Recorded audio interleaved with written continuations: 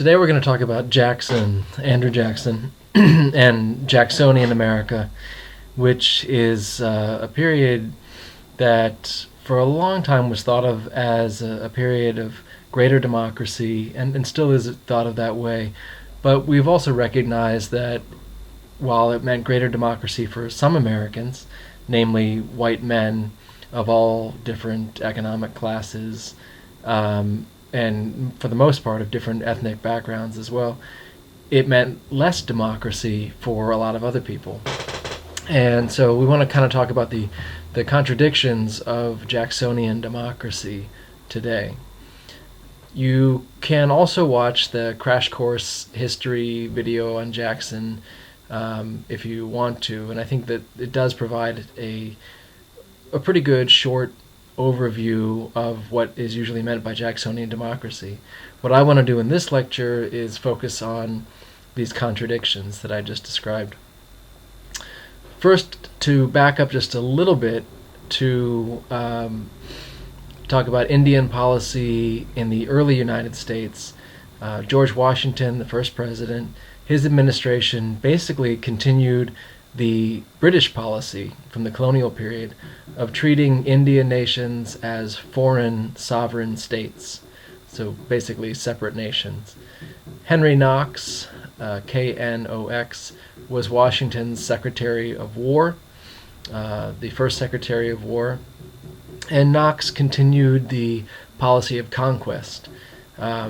Indians who were defeated in battle ceded their territory to the victorious United States. Those not defeated in battle retained their territory. This is, traditional way of looking at land, and this was the way that Washington's administration handled Indian nations.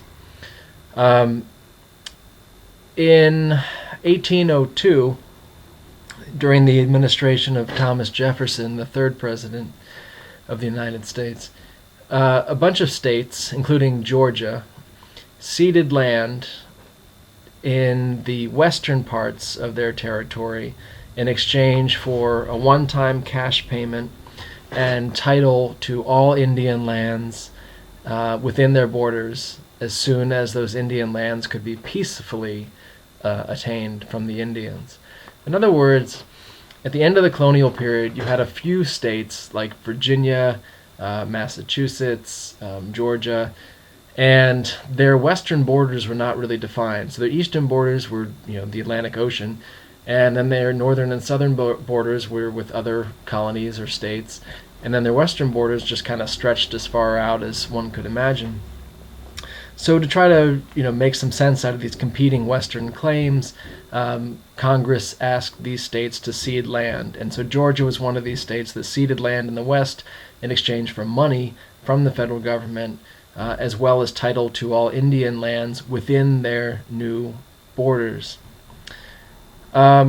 Jefferson, who was president then, had come to power in the so-called Revolution of 1800. That was his term. It wasn't really a revolution, of course.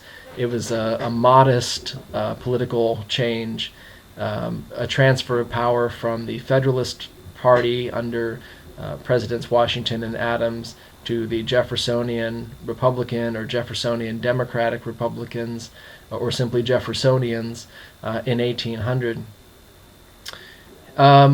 Jefferson pledged to reduce the size of government. He was an anti-federalist, and he worked to try to make the federal government smaller. It was, in practice, a modest downsizing of government. As usual, as a politician, once in office, he couldn't really deliver on a lot of the stuff he had promised. He, got rid of a few government positions here and there, did reduce by quite a bit the size of the armed forces, and this would prove very costly at the time of the War of 1812, just a few years later. Does small government mean a small military? That's still a question that divides conservatives today who want to downsize government but not necessarily decrease the size of the military. In the 1790s, you had, as the biggest foreign policy problem, facing the United States the Barbary pirates. These pirates off of North Africa, in Tripoli, in Algiers, who were basically taking American ships and seizing American sailors hostage and then demanding ransom payments, tribute, they called it, in exchange for their release. Tribute was the policy, paying off these pirates in the 1790s. In 1803, President Jefferson decides that he doesn't want to pay tribute anymore to these Muslim North African pirates and tries fighting instead. Doesn't go very well for the U.S. The U.S. loses their new ship, the USS Philadelphia. They end up, having to pay ransoms anyway. But in 1804, Stephen Decatur manages to sneak into the harbor at Tripoli, blow up the USS Philadelphia, the ship that had been seized the year before, and blockade the harbor at Tripoli until the Barbary pirates there agreed to stop seizing American vessels and kidnapping American crew members. But even then, up through 1816, the U.S. is still not in a position to do this to everybody, and is still paying tribute to other North African states. So that gives you just a little bit of a background in terms of where Jefferson is coming from in terms of dealing with other states, and the position of the United States in those early administrations, which was not very strong. And the United States didn't have much of a military power, didn't have a lot of money, of course, didn't have a lot of industry, is not the United States that we think of when we think of the country today. It was a relatively weak, third-rate world power that couldn't do very much. So this is the United States we're talking about, that's dealing with the Cherokee Nation, for example, which I'll get to in a second. So let's talk about the Cherokee. Let's talk first about the first Pan-Indian movement, and that's led by the Prophet and Tecumseh. And they get together at Prophet Town in Indiana Territory. There's a new awakening, a fundamentalist revival in Indian culture that happens around the same time as the beginnings of the Great Awakening in Protestant America as well. This idea of a return to the true faith, a return to the true religion. In the case of the Indians, the true religion is somewhat different, but the idea is the same. You return to the true faith, and things will go better for the Indians. There's some success at pan-Indian unification, that is, unifying Indians regardless of their tribal or national identities. But many Indian nations refuse to join this new coalition because they have acculturated too much into white America. And the Cherokee Nation is one of these that has refused to join up with Tecumseh and the Prophet. Tecumseh has some early successes against the U.S. Army in the War of 1812, and your textbook has this if you want to take a look at it. In the War of 1812, France and Great Britain had been fighting in Europe and elsewhere. The United States was sort of caught in the middle. Both nations were seizing American vessels in the Atlantic Ocean, seizing American sailors, in the British case, forcing those American sailors to join the British Navy. And both France and Great Britain were restricting American trade with Europe.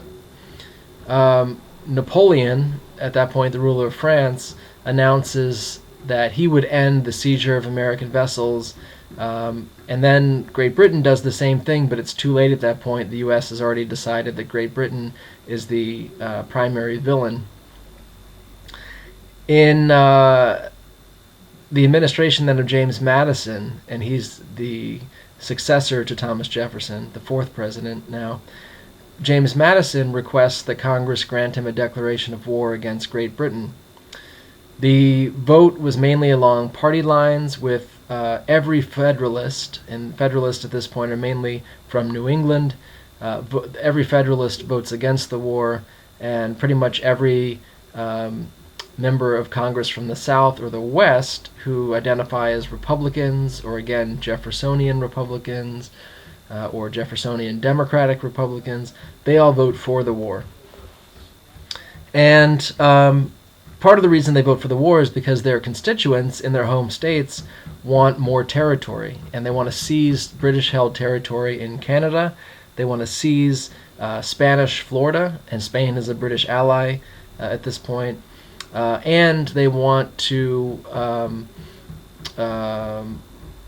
defeat Indians, basically, and take their land. And they accuse the Indians of allying with the British against the United States. The War of 1812 is a complete disaster for the United States early on. There's no U.S. military to speak of after Jefferson's cuts during his administration from 1801 to 1809. And, consequently, there's no U.S. Army, and there's a very small U.S. Navy. The U.S. Navy is unable to get by the British blockades, and this, again, is when Tecumseh seizes the moment to launch his attacks on the United States. In 1813, though, William Henry Harrison, a future president, will defeat Tecumseh on the battlefield at the Battle of Tippecanoe. Harrison and his running mate, John Tyler, will run as Tippecanoe and Tyler 2. That'll be their campaign line. In the South, in 1813, the Cherokee and other tribes join up with General Andrew Jackson, and now we get to Jackson, to defeat the Creeks and others in the alliance that was built by Tecumseh and his brother, the Prophet, at the Battle of Horseshoe Bend in 1814. So again, you have this Indian uprising that had some early success, but then because of the War of 1812, and the alliance then that the United States government is able to put together, including these acculturated tribes like the Cherokee are able to help the U.S. to defeat the Indian alliance led by Tecumseh. And this is a big deal, because this is a major victory then for the young United States, and they're able to seize a lot more territory from the defeated Indian coalition led by Tecumseh. In Europe, the War of 1812 is continuing too, and the British are able to defeat Napoleon in 1814 after his disastrous invasion of Russia in that year, memorialized by the 1812 overture by Tchaikovsky. The British then, once they defeated Napoleon, could devote more resources to defeating the United States. And on Lake Champlain, which borders Vermont and New York State, the British Navy suffered a major defeat. But then an invasion force from Great Britain caused all sorts of destruction throughout the mid-Atlantic, culminating with its famous excursion up the Chesapeake Bay into the Potomac River and into Washington, D.C., where they burnt the Capitol to the ground and burnt the White House as well. This was a terrible loss, at least in terms of morale, and many Americans felt like if the United States government couldn't protect itself at Washington, then what hope was there? But actually, right after that, the British try to sail further up the Chesapeake Bay to Baltimore, and they suffer their defeat at Fort McHenry, site of Francis Scott Key's writing out the Star-Spangled Banner as he watched the battle. The third major British target was New Orleans, and New Orleans, of course, is the end of the Mississippi River, the Mississippi Delta into the Gulf of Mexico, and is a key port, the key port really for shipping out of the interior of North America, the only port really to speak of. And at New Orleans, you have a large British force of 7,500 troops, and they're opposed by a very hastily assembled force put together by Andrew Jackson, now Major General Andrew Jackson. The Americans included regular soldiers, frontiersmen from Kentucky and Tennessee, citizens of New Orleans, including a number of companies of free African American citizens of New Orleans, Choctaw Indians, and groups of pirates who sailed in the Gulf of Mexico and the Caribbean. So in other words, a pretty motley crew assembled by Jackson. And yet Jackson's outnumbered and ill-equipped troops won a stunning victory against the British at New Orleans, making Jackson into an overnight hero, not really affecting the war outcome because the treaty had already been signed a month before the Battle of New Orleans, though word had not reached Jackson or the British commanding officer in New Orleans yet. But the victory was still significant to the young nation. There was a sense that this was the victory in battle that was necessary for the U.S. to really be free once and for all from Great Britain. New Englanders, who had opposed the war for the most part, had gone so far as meeting in Hartford, Connecticut, and talking about secession from the Union because they opposed the war to that extent. Now that the war has been won by the United States, it looks really bad that all these New Englanders, all these Federalists had opposed it, and consequently, the Federalist Party basically falls apart after the War of 1812. And this introduces, in the 1810s, what we call the era of good feelings, or what they called then the era of good feelings. One-party rule, essentially, by the Democratic Party, as it's now calling itself. And there's no opposition. It's just one-party rule under, for the most part, President James Monroe. The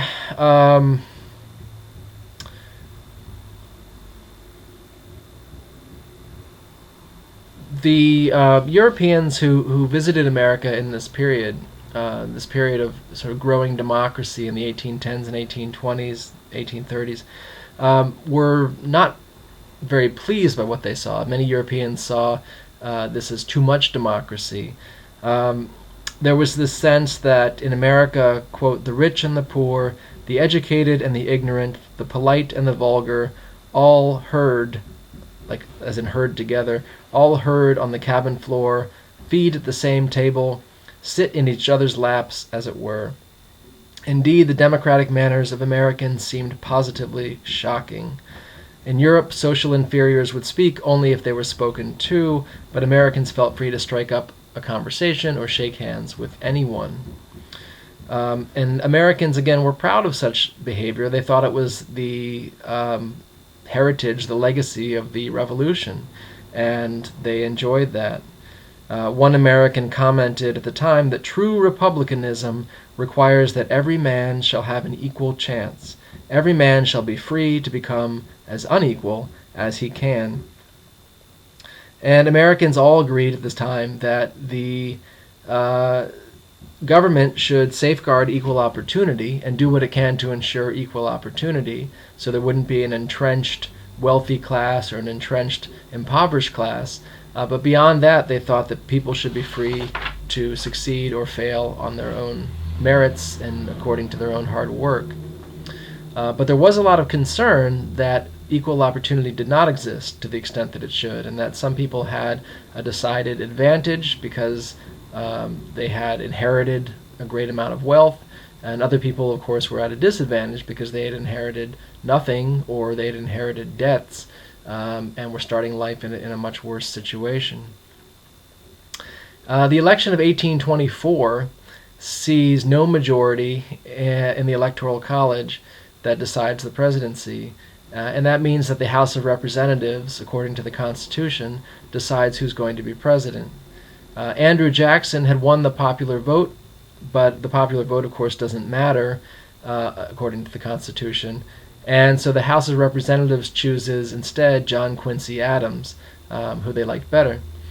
John Quincy Adams was the son of a former president, John Adams, of course. And Jackson and his supporters felt like this was a lot of corrupt dealing inside Washington, and specifically they thought there had been a corrupt bargain between John Quincy Adams and Henry Clay, who was a longtime enemy of Andrew Jackson's and didn't want Jackson to become president. Even before John Quincy Adams then took office, the race for 1828 began, and there was a lot of hostility towards Adams because of the way he became president. This election of 1824 shattered the era of good feelings. It also shattered the old party system, and Henry Clay and John Quincy Adams began to organize a new party. They called it the National Republicans, and that would distinguish it, they thought, from the Jeffersonian Republicans or the Jeffersonian Democrats. But it's still fairly confusing from our perspective today. By the mid-1830s, the National Republicans have basically disappeared, and instead they are calling themselves the Whigs. The Whigs were a party then that existed in the 1830s and 40s and into the 1850s, and then fell apart over the issue of slavery. The Whigs were basically a sort of the more progressive party, certainly, and the party that looked to larger government, larger public expenditures in order to promote the economy, more government rather than less, whereas the Democrats during this time were the party of less government, and trying to shrink the size of government and increase the independence of Americans. The Democrats then, fall under the leadership of Andrew Jackson, and they become known as the Jacksonian Democrats at the time. So during the 1820s then, you have a number of reforms, and most of the states in the Union in the 1820s will get rid of their old property requirements for voting. So this means now that anybody can vote as long as they are a male, right? Because women are not allowed to vote. And the property requirements used to be the only thing that was really required. And that meant that anybody who owned property could vote. And in some cases, in the colonial period, and even in the early U.S., that meant that some women could vote. If they had inherited property, if they were widows who controlled their husband's property because they didn't have any children who were eligible to receive the property, then they could usually vote. And if they were African American, if they were Native American, if they held property, then they could vote. What happens in the 1820s is that in removing the property requirements, what usually happens is there are new gender and race requirements written into the law. So even though we're talking about very few women who could vote before, and probably not too many African Americans in the North who could vote, now we're talking about all those people losing their rights to vote, while increasing numbers of white male Americans are able to vote. So again, the contradictions of greater democracy. But this also means that politics is no longer the province of the wealthy in America, and instead you have political leaders coming from all different ranks of society in this period. Unlike today, we could point out that where political leaders today are much more likely to come from the very rich class, in the 1820s and 30s and for a while after, politicians are more likely to come from the lower ranks of society. Successful politicians had to mingle with the masses, had to be of the people, show they were of the people, had to respond to the needs of the people. You have parades and rallies and drunken barbecues. If you wanted to get people to vote for you, you pretty much had to supply beer to get them to cast a vote. We also see then in the 1810s and 1820s a real shift in American attitudes towards Indians and towards race in general.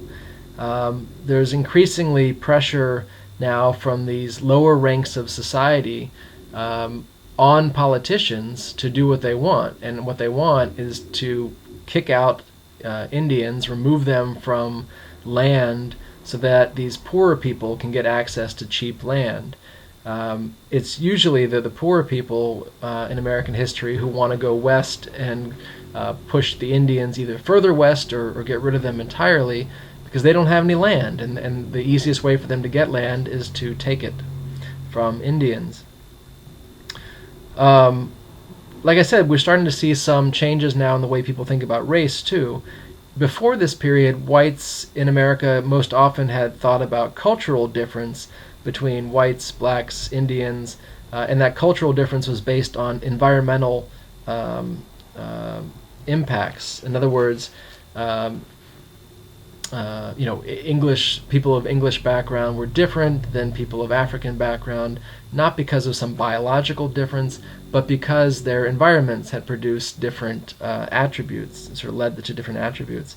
Now there's these new scientific theories that come up in the early 1800s that, of course, have since been debunked, but at the time were taken as real science, that showed biological differences between races, or at least argued that there were. Didn't show anything, but argued that there were biological differences. And of course, these biological differences at the time were said to show that whites were superior, and specifically that Anglo-Saxons, the English, were the most superior. They were superior to other white races. And in fact, many of those other white races were considered to be quite inferior. Like the Irish, for example, were considered to be way down the hierarchy of races at the time.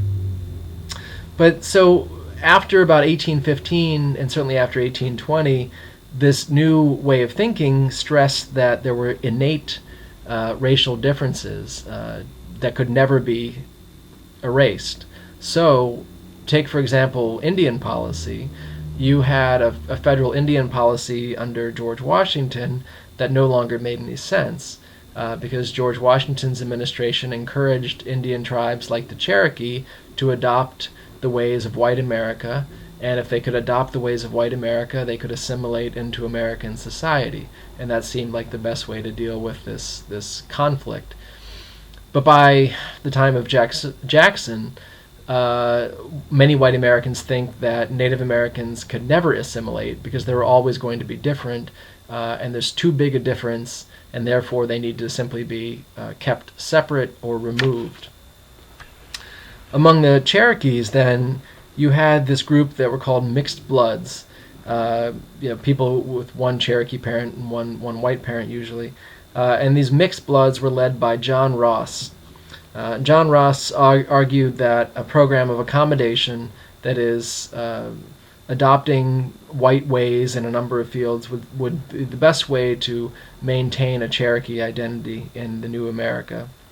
After a long struggle, Ross prevailed and was a leader of the Cherokee people, and by 1827 the Cherokee Nation has adopted a written constitution which they modeled after the U.S. Constitution. They also enacted the death penalty for any member of their nation who sold tribal lands to white people without the consent of their new government. They developed their own alphabet. They published a bilingual newspaper called the Cherokee Phoenix, which was distributed up and down the East Coast in places that were very far from where the Cherokees lived. And the reason for this was simply they wanted to demonstrate to white America that they had achieved this level of acculturation and success. Cotton cultivation spread amongst the Cherokee as it spread amongst a lot of the South in the early 19th century, and slavery becomes a primary means of determining status within the Cherokee Nation, just as it does in white Southern society in this period. And so the wealthier Cherokee will build themselves houses, like plantation houses, and they will hold as many slaves as they can. They will grow as much cotton as they can. Part of acculturating then into white society in the early 19th century meant growing cotton and holding slaves, because we're talking about Georgia after all. The General Council passed laws in the Cherokee Nation that forbid intermarriage between blacks and Cherokees. It excluded people labeled black in Cherokee society or people labeled mulatto from voting or holding office. So again, mirroring what the white South is doing at the same time.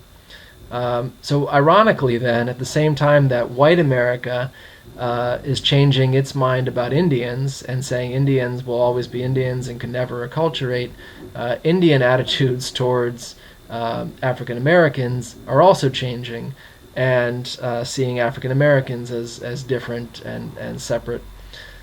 So it's a pervasive part of culture, whether you're talking about white society or Cherokee society in the early 19th century. It's a pervasive part of the culture to have these new pseudo-scientific racial ideas.